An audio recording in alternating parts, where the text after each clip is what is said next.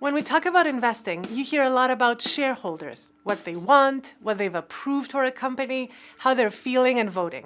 But what exactly does being a shareholder involve? A shareholder is any person or organization that holds at least one share of a company's stock, making them a partial owner of the firm. This entitles shareholders to make or lose money when the company distributes earnings, such as paying dividends, or when the price of shares rises or drops. If the company fails, shareholders will be the last in line to claim any of the firm's remaining assets, and they could be out a lot of money depending on how much they invested. If a company succeeds, shareholders can profit handsomely. For example, shares of Google first hit the market at $85 in 2004. Those same shares would be worth today more than $6,000. On the other hand, anyone who held shares in General Motors in May 2009 saw their investment completely wiped out when the car maker declared bankruptcy. Shareholders are also entitled to receive dividend payments, which are cash distributions of the company's profits that are paid directly to its shareholders when the company is doing well.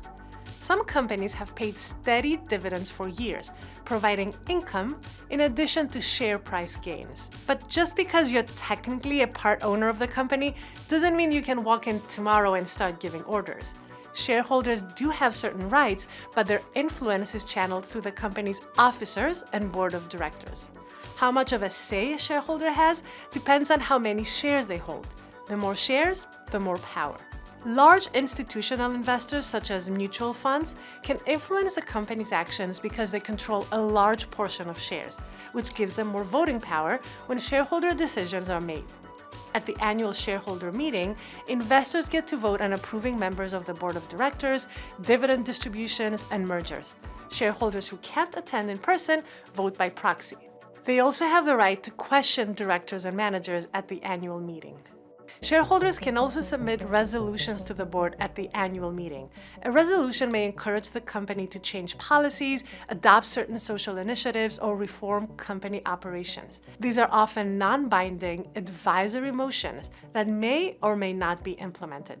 Binding resolutions become part of the company's constitution and bylaws and require the board to act accordingly. Shareholders who feel directors and management have acted against shareholder interest or mismanaged the company's finances have the right to sue.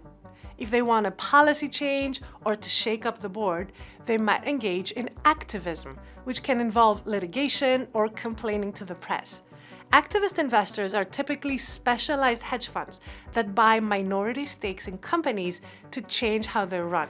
Some of the most famous names in activist investing are Carl Icahn, Bill Ackman, Nelson Peltz, and Dan Loeb.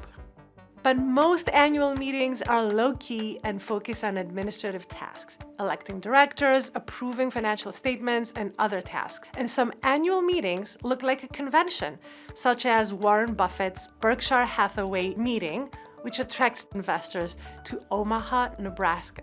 The event has been dubbed Woodstock for capitalists, with a range of social activities and shopping opportunities.